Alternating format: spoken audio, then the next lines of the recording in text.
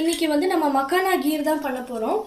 ஒரு மக்கானா பாயசம் கூட சொல்லிக்கலாம். அதுக்கு நம்ம வந்து ஃபஸ்ட்டு தாளிக்கிறதுக்காக கொஞ்சமாக நெய் எடுத்துக்கிறோம். கொஞ்சமாக நம்ம முந்திரி பருப்பு வந்து ஆட் பண்ணிடலாம்.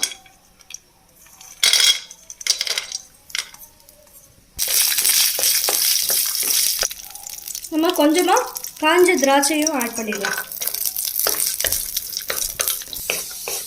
இப்போ பார்த்தீங்கன்னா இந்த முந்திரி பருப்போட கலரும் மாறிடுச்சு, கிரேப்ஸும் நல்லா இதுவாகிடுச்சு. இப்போ ஒரு பிளேட்டில் நம்ம இதை ட்ரான்ஸ்ஃபர் பண்ணிடலாம்.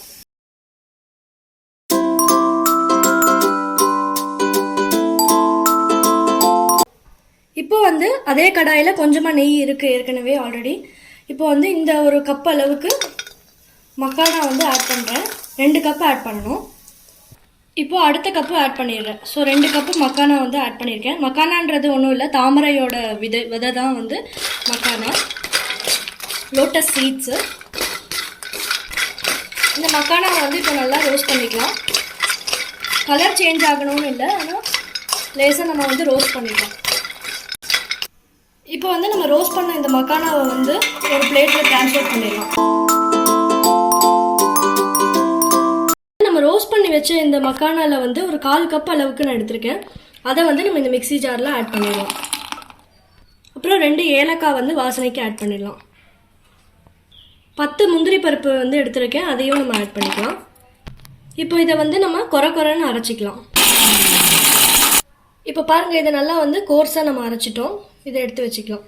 இப்போ வந்து நம்ம எந்த கப்பில் மக்கானா மெஷர் பண்ணமோ அதே கப்பில் வந்து 2 கப் அளவுக்கு நம்ம பால் ஆட் பண்ணிக்கலாம். காய்ச்சி ஆற வச்ச பால். இப்போ வந்து நம்ம ரோஸ்ட் பண்ணி வச்ச இந்த லோட்டஸ் சீட்ஸை வந்து நம்ம ஆட் பண்ணிடலாம். இந்த மக்கானாவை ஆட் பண்ணிடலாம்.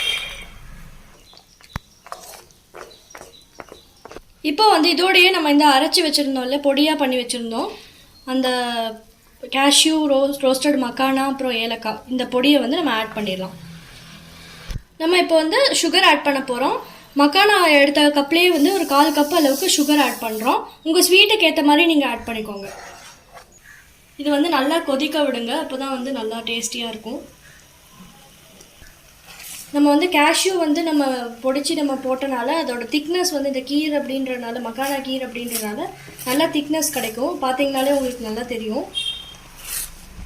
இப்போ வந்து ஃபைனலாக நம்ம தாளித்து வச்சுருந்த முந்திரி திராட்சையை வந்து ஆட் பண்ணிட்டோம். பாருங்கள், நல்லா பார்க்குறதுக்கே ரொம்ப சூப்பராக இருக்குது. டேஸ்ட்டும் ரொம்ப நல்லா இருக்கும்.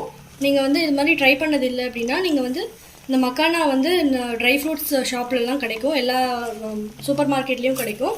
வாங்கி இதை வந்து நீங்கள் ட்ரை பண்ணி பாருங்கள். ஒரு டிஃப்ரெண்ட்டான ஒரு கீர் ஒரு பாயசம் ரெசிபி அப்படின்னு நம்ம எடுத்துக்கலாம். சூப்பராக இருக்கும்.